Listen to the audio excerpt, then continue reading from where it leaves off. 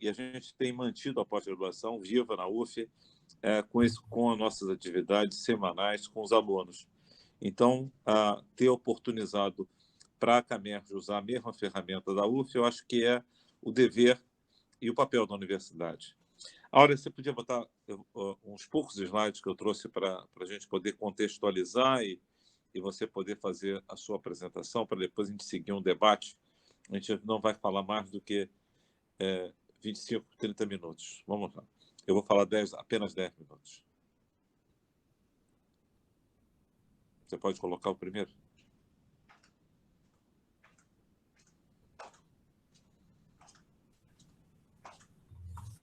Áurea. O primeiro slide. Você está me ouvindo, Áurea? Ele já colocou. Calma, perdão. É que eu não estou vendo aqui.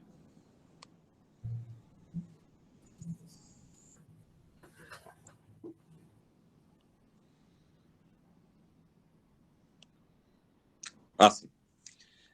Uma coisa importante sobre tempos de pandemia, né, é que seguramente essa é algo que a cada 50, 70 anos acontece na vida humana, não é? E eu peguei essa frase, que é uma frase interessante de Avicena, né? Justamente, esse homem é um homem extraordinário na história da medicina e, seguramente, esse genial indivíduo, que era uma mistura de filósofo, polímata e professor e médico, e ele dizia que a imaginação é metade da doença, a tranquilidade é a metade do remédio e a paciência é o primeiro passo para a cura. Então, as pandemias, elas têm etapas, não é? Uma primeira que é uma fase meio que negar, a segunda que a gente corre atrás da doença, e a terceira que vacinas, medicamentos, ou até a própria cura, porque todo mundo começa a estar contaminado, e a vida vai aos poucos voltando ao normal. Então, no livro chamado A Peste, de Albert Camus, a gente consegue capturar isso, não é? E seguramente a gente tem que manter a tranquilidade na pandemia, não é? Embora seja um momento doloroso para nós médicos, né, e as enfermeiras, ver muita gente internado e realmente algumas perdas, a gente tem que ter uma fé muito grande, não só na espiritualidade, mas na ciência, para que a gente possa construir soluções baseadas em evidência e ajudar as pessoas. Diferente da pandemia passada, né, que foi a pandemia no início do século passado, que acometeu pessoas jovens, e era interessante que a pandemia da influenza, da gripe espanhola, ela pegou pessoas jovens e uma hiperativação imune matou esses indivíduos, principalmente associado à pneumonia bacteriana. Hoje a gente vê o contrário. São as pessoas mais idosas, os indivíduos com fatores de risco, que são mais vítimas dessa pandemia. O que faz com que muitos de nós, né, e a Camerge tenha uma faixa etária mais elevada, faz com que o distanciamento social seja um problema importante. E por isso a gente tem que aproximar as pessoas, criar as conexões digital, para que a gente possa colaborar com toda essa competência que tem aqui instalada na Camerge, não só para ajudar as pessoas na sociedade, no enfrentamento do coronavírus, mas também para que nós possamos tranquilizar as pessoas com a nossa fé na ciência e principalmente nas informações críveis. Próximo para mim, por favor, Áurea. O seguinte. O próximo slide. Obrigado. Esse é um livro interessante, chama-se 30 Histórias Insólitas que Fizeram a Medicina. E aqui tem uma frase que é interessante. A ciência da medicina, se não quiser ser rebaixada à categoria de emprego, deve cuidar de sua história e tomar conta dos velhos monumentos que os tempos pretéritos lhe deixaram como legado. Então, na realidade, a gente resgatar na discussão de hoje as pandemias do passado e o que elas nos ensinam, eu acho que é um compromisso da academia e seguramente é parte da história que a professora Áurea vai contar. O seguinte.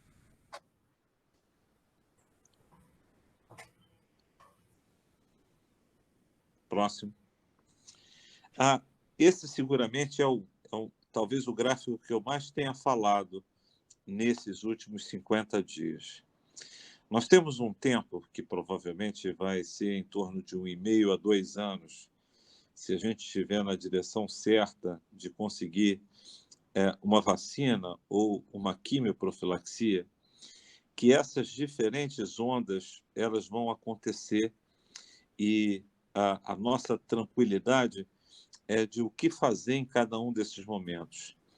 Essa primeira onda, a onda que a gente ainda está caminhando aqui no Rio de Janeiro, que é o pico da epidemia, é o momento mais duro, porque a gente desconhecia em dezembro o vírus, passamos a saber dele, sabemos que 5% de indivíduos vão precisar, provavelmente, de terapia intensiva, e vamos ter uma mortalidade em torno de 1 a 2%, bem diferente da pandemia da gripe espanhola, que podia chegar a 3 a 4 vezes mais do que isso.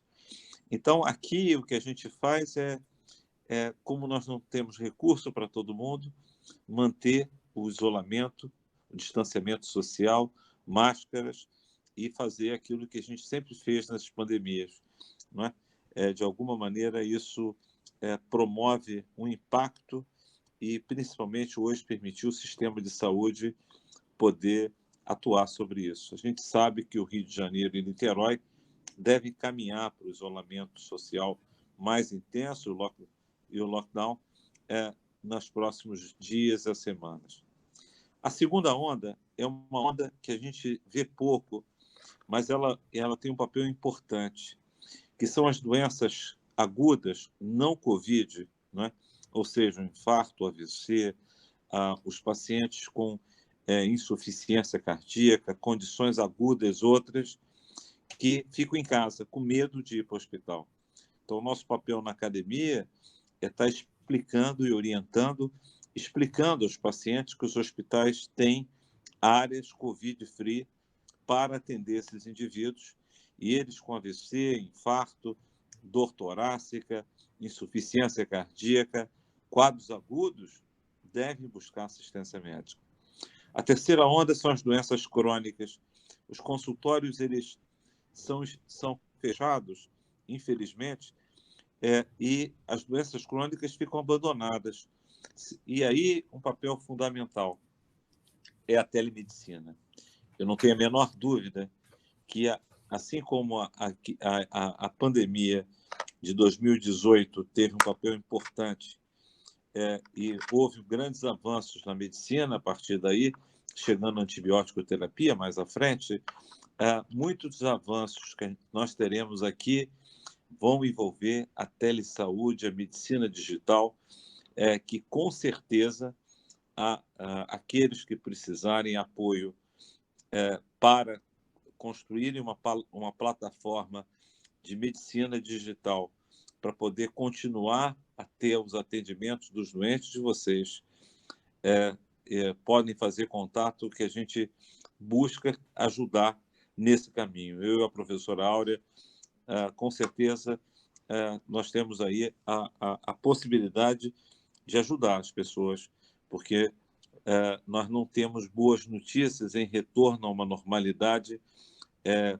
para indivíduos de risco e profissionais de saúde num espaço curto. Mas isso nós vamos conversar mais à frente. Espero a gente poder ter uma discussão sobre como exercer medicina no o pico inicial, esse efeito do pós-lockdown, e como podemos fazer isso de forma segura. E quais são as estratégias que, em vários outros países, estão sendo adotadas. A quarta onda ela é muito interessante, porque ela é uma mistura não é? Ela é uma epidemia que o Ronaldo pode muito no futuro falar para nós, que é a epidemia de doença mental, e que a gente vai ter um papel central para discutir na quarta onda os efeitos que a doença mental promoverá nas pessoas e como a gente vai poder ajudar as pessoas a enfrentarem a epidemia de doença mental. E, obviamente, a quinta onda é uma onda... Está aparecendo aí, Áurea, o slide? Eu estou tendo uma dificuldade de ver o slide aqui. A quinta onda seria que está misturada com a quarta, eu não separei nesse slide. O slide saiu da tela. Faz favor, Áurea, vê se é possível a gente resgatar o slide. Obrigado, Ronaldo. Então, essa última onda é uma onda que conecta Saiu daqui a minha apresentação. Vê se você... Ok. Voltou? E, por último... e aí, Áurea, eu peço a você agora para mostrar o último slide, né? E, com certeza, esse último slide, ele ajuda a gente a fechar essa apresentação e, com certeza, eu não tenho a menor dúvida. A gente temos que, de uma forma coletiva, trabalharmos para a gente poder construir uma nova normalidade e, obviamente, essa construção é uma construção que a gente vai ter ao longo dos próximos meses ou anos, né?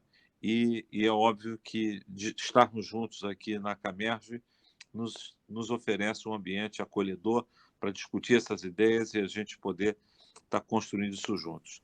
Áurea, eu queria que você pudesse avançar na sua apresentação.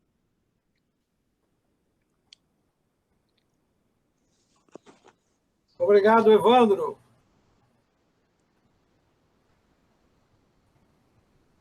Obrigado, Evandro. Meus parabéns. Obrigado, professor. Vamos ver agora a Áurea.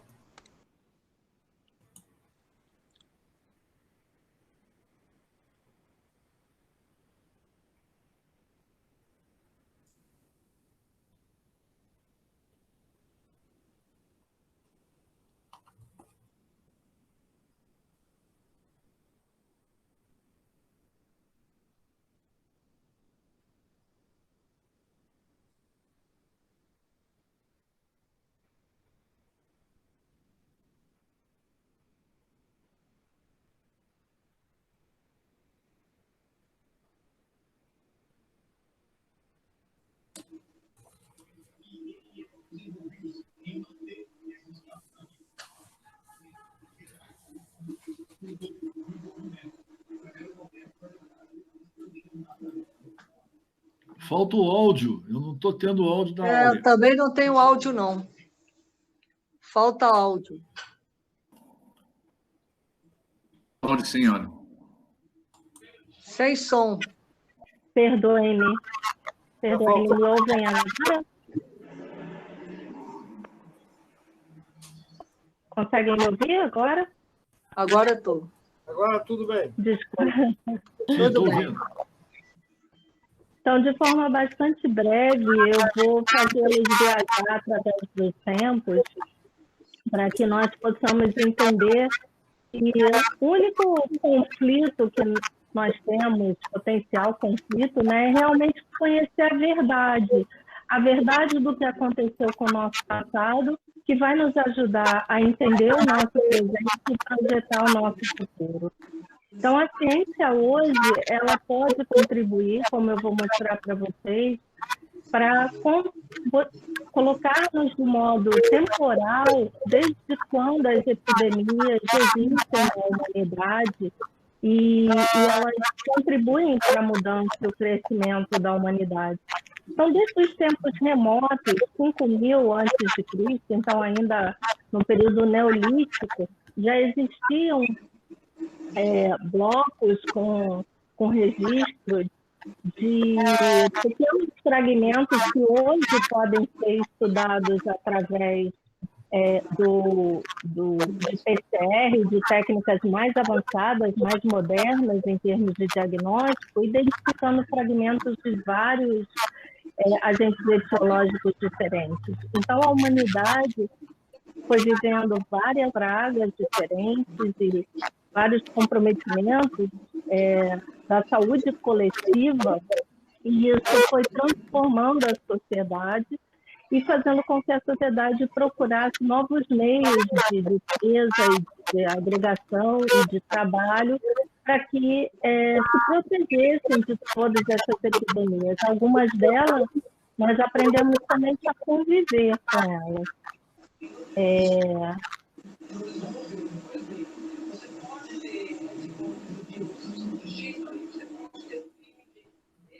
Vocês estão vendo a tela? Conseguem ver a minha tela agora? Consigo. Consegue, né? Consigo. Então, ao longo de todos os anos da existência da humanidade, nós aprendemos, na verdade, a conviver com vírus e bactérias, né, e todos esses agentes que nos promovem a doença. E as grandes epidemias, elas trazem para a gente vários ensinamentos. E a medicina, como arte, ela nos conta a história do ponto de vista científico. Mas eu acho que nada mais justo do que nós possamos entender a história também, a história da medicina, através da arte. Então, de tempos remotos, como o Egito, outras anotações da praga no século XIII e XIV, as pequenas epidemias que iam acontecendo, essa possivelmente interessa muito ao professor Marcos Freitas, né, a misteriosa dança dos pacientes com coreia. Então, essa é uma ilustração que me agrada muito, porque é um trabalho de um artista da atualidade sobre uma gravura antiga, descrevendo a noite da dança, né, com os pacientes comprometidos com a Coreia, que ocorreu numa pequena aldeia na Alemanha, assim como a peste negra, a peste bubônica, a influenza, que nos comprometeu em vários momentos na humanidade, e na atualidade o coronavírus, que ainda estamos aprendendo com ele. Eu queria que vocês assistissem a essa pequena animação. A arte, ela evolui ao longo dos anos, ela auxilia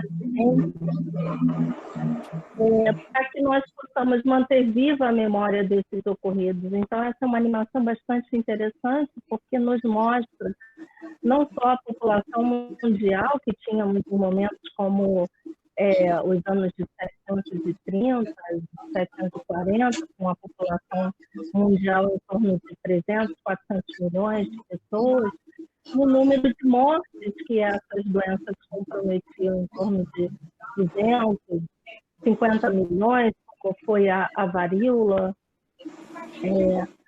Considerarmos isso em torno do que tínhamos de população mundial, isso dizimava uma grande parte da população mundial. E nós temos que reaprender a viver em sociedade novamente após essas grandes pragas. Isso trazia uma grande evolução após cada grande epidemia. É claro que também toda uma recessão, toda uma dificuldade de entrar em sociedade, mas era importante ver como isso trazia benefícios à própria ciência.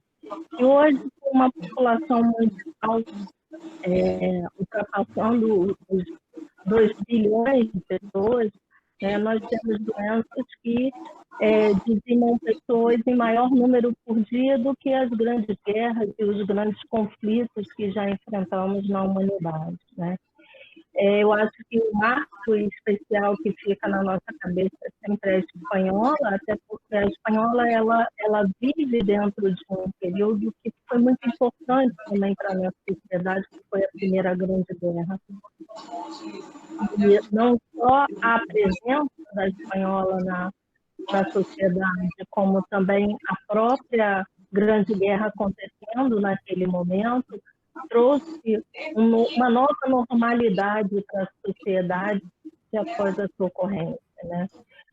Nos dias atuais, então, as últimas epidemias, principalmente relacionadas aos vírus que provocam quadros de gripe importantes, com comprometimento pulmonar, levam em algumas sociedades, pessoas muito jovens, em sociedades que têm um movimento de crescimento muito pequeno, né? Nós sabemos que, principalmente as sociedades orientais, elas têm um índice de natalidade mais baixo, as próprias epidemias também levam a um índice de natalidade mais baixo, e isso modifica bastante a distribuição da nossa sociedade. Realmente, nós vamos fazer essa observação no pós-Covid, né? Uma queda na natalidade na nossa sociedade. Hoje em dia, além de podermos contribuir com o que nos foi contado e registrado em livros, papiros, nós também contamos com a arqueologia das pandemias. E uma coisa bastante interessante que vivemos hoje é a possibilidade não só de analisar escritos antigos, né, como se discute até hoje a existência ou não das pragas egípcias. O papiro de Impuyer, ele é um documento que foi descoberto em Mênfis, e ele é, na verdade, um cântico, é um poema que retrata ali as situações que se passavam no Egito e que claramente descrevem as inúmeras doenças que acometiam o Egito naquele momento, né? E caracterizando ali a presença do que biblicamente conhecemos como as pragas do Egito. Não só isso, mas como também aquelas doenças que ainda convivem na nossa sociedade, aquelas doenças que sabemos que são doenças negligenciadas na nossa sociedade, como a sífilis, por exemplo. E hoje os métodos de análise por PCR, principalmente, eles conseguem resgatar em restos arqueológicos materiais, fragmentos que conseguem a identificação dos ancestrais agentes desses patógenos que temos hoje, como é o caso da sífilis, né? Esse é um trabalho bastante interessante, publicado, mostrando ossos com comprometimento sifilítico. Então, isso data de 1480 a.C., então é uma doença bastante prevalente ainda na sociedade hoje, infelizmente, mesmo após o advento da penicilina, recrudesceu nos últimos anos e ela está presente na sociedade, comprometendo a sociedade há muitos anos. A possibilidade desses testes novos também, da ciência, contribuindo para o resgate da história da própria ciência, pôde comprovar amostras, por exemplo, de Mycobacterium tuberculose nessa múmia que nós vemos na ilustração superior. Eles fizeram também a correlação de que esse tipo de flor que as múmias seguravam, essa pessoa havia morrido de alguma doença muito grave, não entendida por eles, mas que trazia um sofrimento prolongado e muito grande para essas pessoas. A lepra, que todos nós conhecemos, a hanseníase, ela também aparece nos históricos, nas ilustrações antigas, mas também pode ser identificada através de avaliação de restos mortais encontrados principalmente na região do Egito Antigo. Essa arqueologia traz para a gente a capacidade de não só entender o que vivemos hoje, mas também construir, prever um futuro. Então, como o professor Evandro bem colocou no início da sua fala, a humanidade vive a cada 50, 70 anos, né, grandes movimentos epidêmicos. Nós temos aí considerado 1800, 1900 e agora 2000, considerando só as pandemias, mas nós vivemos nesses entremeios de século, o ebola, o antrax, diversas outras pequenas epidemias que contribuíram para dizimar e comprometer sociedades específicas à nossa volta. Então, hoje, entender esses achados arqueológicos faz com que nós possamos prever as grandes ondas de epidemia que possam acontecer no nosso futuro. E como é que essas pessoas faziam em tempos onde nós não tínhamos os grandes epidemiologistas, né? Eu vejo a professora Solange realizando um trabalho epidemiológico maravilhoso em relação às doenças exantemáticas, e eu fico pensando como, sem ferramentas nenhuma, né, era possível mapear e entender como acontecia, por exemplo, a disseminação de uma doença no momento em que eles sequer compreendiam o que era um vírus ou uma bactéria, quem era o agente, o patógeno, né? Se misturava ali muita mitologia, muita religiosidade, muita superstição e muita crença, e se acreditava que tudo isso estava relacionado somente ao processo de colonização. Né? Eram os navegadores que levavam adiante todo esse processo de doença, né? Levavam consigo esses malefícios. Não precisa não. De forma bastante supersticiosa. Nesses primórdios, os alemães eles são pioneiros em começar a entender um processo epidemiológico e tentar fazer uma cartografia da disseminação das epidemias. Então, é muito interessante que existem registros de livros de 1500 e 1700 com a cartografia da... Não, já bota aí nessa. Então, a doença era disseminada e ela era mapeada por esses grandes estudiosos na tentativa de entender como foi que essa doença atravessou mares e atravessou territórios de uma maneira ainda muito rudimentar para o entendimento deles. Mas essas epidemias, pandemias, cólera, AIDS, tudo isso que nós conhecemos hoje, né, a varíola, a malária, que comprometiam pequenas sociedades, algumas delas conseguiram ser extintas pelo advento da modernidade e das vacinas, ou o tratamento, como o aparecimento da penicilina, mas, infelizmente, algumas permaneceram atravessando séculos. E ações tiveram que ser tomadas em relação a grandes lideranças para que grandes epidemias como essa, que traziam um resultado devastador, pudesse ser eliminada. E eu acho que o grande exemplo que nós guardamos é a polio, né? Na década de 80, quando a OMS decidiu realmente erradicar a polio, e todas as campanhas e esforços foram realizados para que isso acontecesse, o objetivo foi alcançado. Então, as grandes lideranças, nesse momento, precisam aflorar da mesma forma para que entendamos e possamos compreender o que fazer, decidir normas e abordagens para que possamos vencer também o coronavírus. Hoje, em relação à polio, nós só temos 3 países no mundo ainda com casos eventuais. E todos estão ainda em situação precária de vacinação, né? Mas, ao mesmo tempo, nós temos aquelas doenças, como eu falei, que atravessam os séculos, né? Como são as epidemias de influenza. As epidemias de influenza, se nós mapearmos a cada 30, 40 anos, nós temos microepidemias de influenza e a cada 60, 100 anos nós temos grandes epidemias de influenza. Então, isso a descoberta das vacinas específicas e as grandes campanhas de vacinação em relação à proteção para esse vírus é que faz com que nós consigamos manter a nossa sociedade convivendo diariamente com a presença desse vírus e mantendo pequenas ondas de acometimento da sociedade.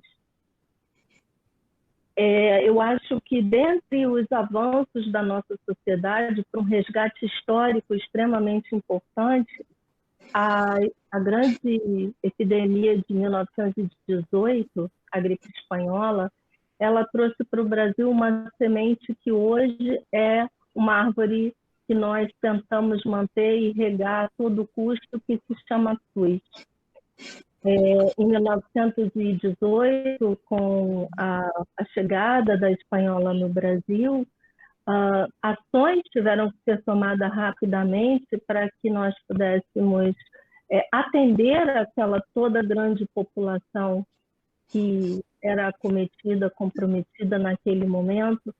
E o Rio de Janeiro e São Paulo comandaram toda essa operação no país, tendo grandes perdas, não só da sua própria população, mas como nomes famosos, atletas e pessoas influentes da época, tendo até o próprio presidente eleito da época comprometido pela espanhola, Rodrigues Alves, e a família do Dr. Carlos Chagas. Então, esse advento de construir um serviço que pudesse absorver principalmente as camadas da sociedade em maior dificuldade, na ocasião de 1918 a 1920, nos mostra aquele embrião do pensamento do SUS e que nós queremos trazer hoje e fazer com que continue crescendo e que não seja realmente sucateado e repartido como nós presenciamos. Nós temos também as grandes epidemias que se mostram como doenças negligenciadas. Hoje no mundo são mais de 10 milhões de casos novos de tuberculose e nós temos aí 500 mil de casos de tuberculose resistente por ausência de tratamento correto, abandono de tratamento, impossibilidade de tratamento. Então, é uma doença que, como vimos, vem dos primórdios da nossa sociedade, mas que ainda enfrentamos e precisamos ter um gerenciamento para que ela também não se torne uma nova grande pandemia. A sífilis, como eu falei, ele vem no nosso meio e, apesar do advento da penicilina ter podido trazer o tratamento adequado, ainda vivemos hoje na nossa sociedade um descuido e um descaso muito grande em relação ao tratamento da sífilis, e com números absurdos que vemos hoje. Então, são as doenças que hoje precisam estar no topo da lista dos grandes líderes que são potenciais doenças para novas grandes epidemias e que vão matando a sociedade em pequenos números e não deixam de circular na sociedade, a sífilis e a tuberculose. Mas o que a gente repetiu, aprendeu, fez de novo ou fez de errado durante todas essas epidemias que nós observamos, né? Nós vemos aqui um mapa bastante interessante que eu retirei da distribuição da OMS, do site da OMS, mostrando como foi o avanço entre os países num período tão curto, né, do Covid-19. Uma doença com uma mortalidade aí em alguns países chegando a 3%, aqui no Brasil deve ficar em torno de 1,5%, mas que tem uma capacidade de disseminação muito rápida, né? E como nós falamos lá no início, o professor Evandro frisou o texto de Avicena falando a respeito do que é o processo da doença, né? O pavor da doença já é a metade da doença em si, e compreender essa doença e se aquietar já é metade da cura. Assim como saber ou crer que sabemos são coisas completamente diferentes. E essa epidemia veio nos ensinar muito bem isso, né? Nós sabemos muito pouco ainda sobre o Covid, estamos aprendendo com essa epidemia, mas alguns de nós ainda creem que sabem. E isso traz para a gente aquilo que a gente já viu, que não é novidade, que parece ser uma coisa do nosso século, do nosso mundo digital de hoje, que não é, que são as fake news. Então, o crer que sabemos faz com que dissipemos inúmeras notícias que só prejudicam o andamento e as decisões dos líderes em relação àquilo que podemos oferecer de controle da epidemia para a sociedade. Então, historicamente, em todos os momentos de grande epidemia, nós tivemos as notícias falsas que circulavam no meio, algumas propositais, com vieses políticos ou socioeconômicos, e que, de qualquer forma, se repetem ainda na sociedade moderna. Uma das principais fake news, eu acho, que está fazendo com que recrudesçam algumas doenças já consideradas extintas, é a respeito das vacinas. Então, uma dificuldade que nós enfrentamos, e ela é histórica, se nós pararmos e lembrarmos da revolta da vacina, de outros momentos em que o processo de vacinação foi questionado, hoje nós estamos vivendo novas epidemias, pequenas epidemias de doenças já extintas, pela recusa vacinal, né, provocada pelas falsas notícias em relação à vacina. Tudo isso que eu pude aprender e compartilhar um pouco com vocês vem dessa literatura, né? Alguns outros livros que eu não tinha espaço aqui para mencionar, como o professor falou, A Praga e vários outros livros, mas esses acho que são os meus 6 mais queridos, que nos fazem compreender como esse processo traz também um amadurecimento, um crescimento.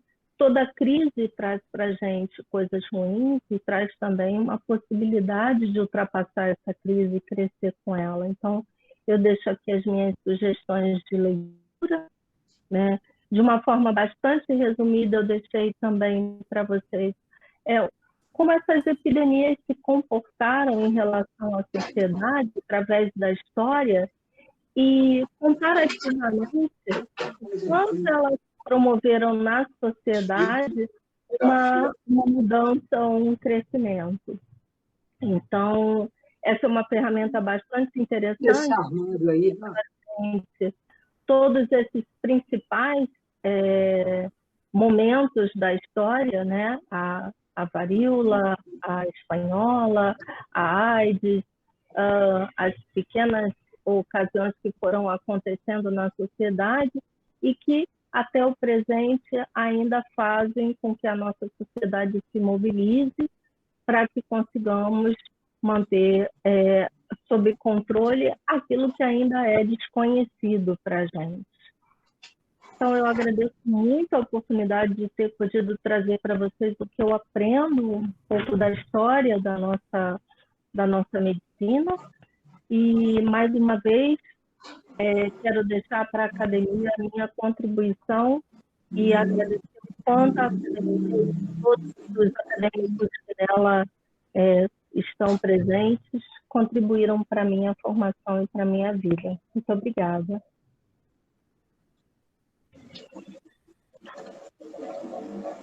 Pode falar com você? A academia que agradece ao professor Evandro, um confrade, um confreira, a professora Áurea Gripe e a excelente apresentação. Aprendemos muito.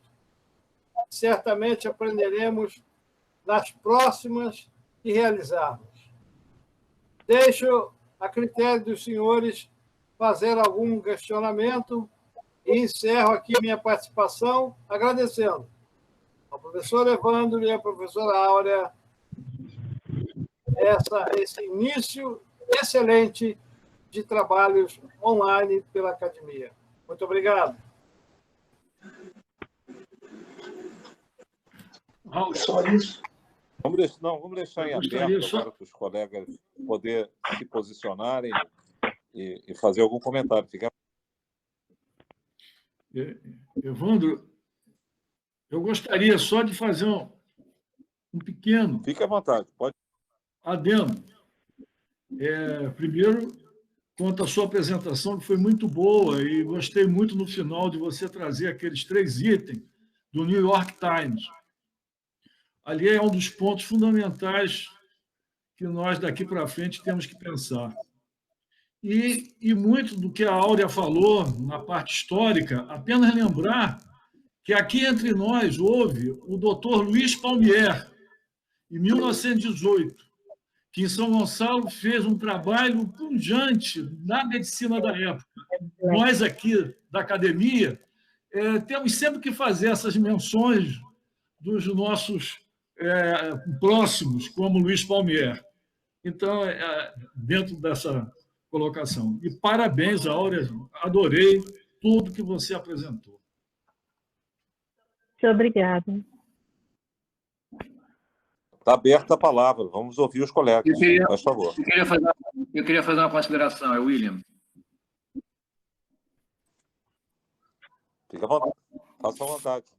Primeiro, agradecer as apresentações, as brilhantes apresentações. Vou colocar algumas considerações apenas.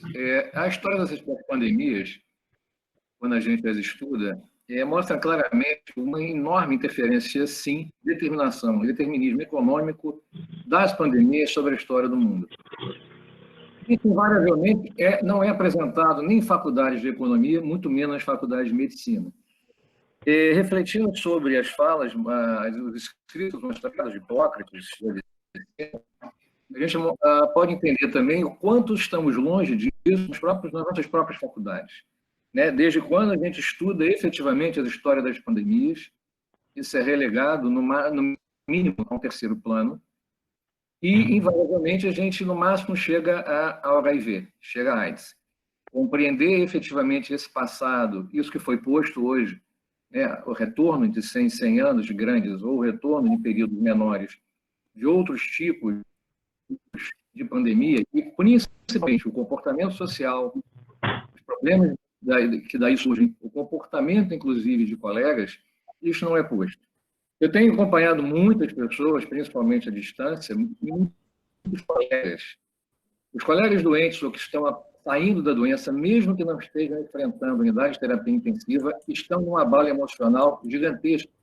Então, apenas o que eu estou entendendo é que a quarta onda, na realidade, se tornou primeira. O abalo emocional já está presente, estou pegando invariavelmente os colegas chorando. Então, antes de tudo, em função disso, a ignorância, sim, como foi mencionado antes, as fake news, e mais do que isso, a disseminação de protocolos, onde tudo pode parecer, estão deixando mesmo colegas extremamente experientes, basicamente estou falando de presidentes de sociedades de anestesia, presidentes de sociedades de pediatria, muito inseguros e que desabam quando se recuperam. Tem colegas aqui no D15 e D16 recuperados completamente arrasados emocionalmente. Esse tipo de coisa, eu acho que não temos jeito. No futuro muito próximo, isso vai ter, que nós temos que ter esse compromisso de abordarmos isso, sim, durante o ensino e durante a medicina. Outra coisinha só que eu queria colocar, se me permitam, é que um dos ensinamentos, eu acho que nós temos que ter, é que não é só estarmos juntos agora, mas eu acho que voltarmos a algumas questões que tratávamos um pouco antes, algumas poucas décadas atrás, independente da área em geral, eu não quero deixar nenhum colega para trás, em momento nenhum. Sejam meus confrades, sejam minhas confreiras, mas nenhum colega para trás. Então, sejam colegas que necessitem de auxílio médico, auxílio assistencial ou mesmo auxílio profissional. Eu acho que a gente também deveria repensar esses aspectos e eu vou ficar por aqui para não estender muito. Muito obrigado, estou dispor. Olha, William, primeiro, concordo em gênero, número e grau para você, o que você está falando. Com certeza, aquela onda, ela começa na pandemia, ela já não é só máxima, porque seguramente as pessoas na fase inicial ainda estão desconhecendo os impactos. Mas será a grande onda, e já é a grande onda em países como os Estados Unidos, que já passaram pela primeira fase em muitos lugares. Os determinantes sociais de doença, eles não são ensinados no modelo clássico da medicina. Não é? Nós não enxergávamos a importância disso. A medicina ficou cindida entre sanitaristas, psiquiatras, patologistas, cardiologistas, e agora a gente tem uma necessidade de unificar alguns pontos assim fundamentais para todas as áreas. Não há dúvida que a gente descobriu nessa pandemia quase um quarto da população brasileira de vulneráveis, não é? E também de novos vulneráveis, pessoas que tinham seu pequeno comércio, empregavam algumas pessoas, faziam o seu biscate e, de repente, sumiu a sua renda. Então, assistindo o Globo News, porque essa pandemia, diferente daquela de 1918, tínhamos poucas pessoas idosas também, esse também é um aspecto importante, mas aqui são as pessoas, em tese, que estão num outro momento de vida, que estão numa quarentena muito intensa e vendo uma grande realidade à sua frente. Então, a gente aflorar o nosso altruísmo, e tem que ser assim, né? A gente, enquanto colega, e ver os médicos acometidos, as enfermeiras acometidas, os fisioterapeutas, né? É muito doloroso. Então, a sua reflexão é muito, muito apropriada e acho que vai fazer parte da nossa memória aqui, porque a gente agora tem uma memória digital que a professora Áurea ficou depois de entregar isso para ser guardado dentro do site da ACAMERS. Mas vamos ouvir outro.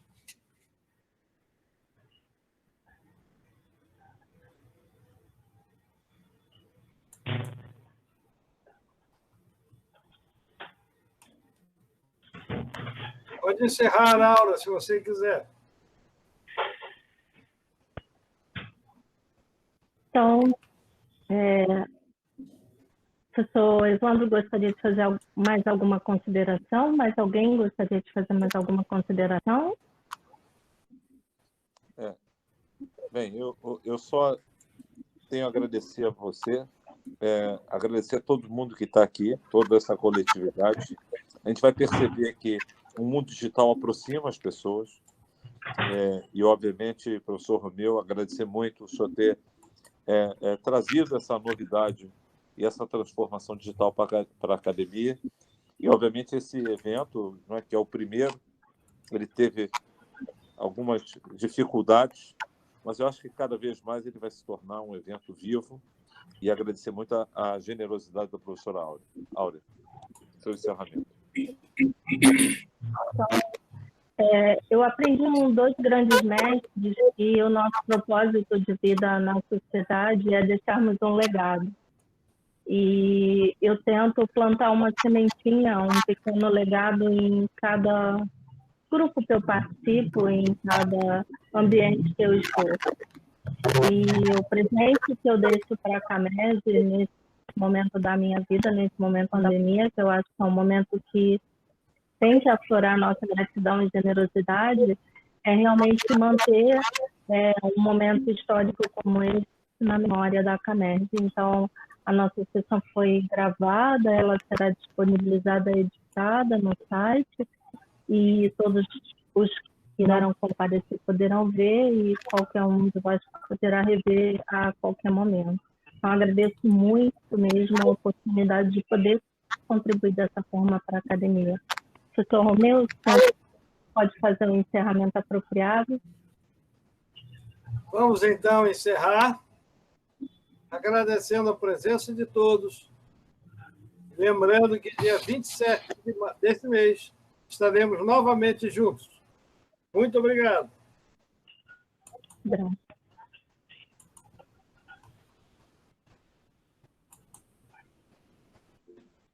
Saiu bem, Áurea? Tudo ótimo, professor. Tudo perfeito. Pode encerrar, então. Está ótimo. Está encerrada a sessão. Obrigado a todos.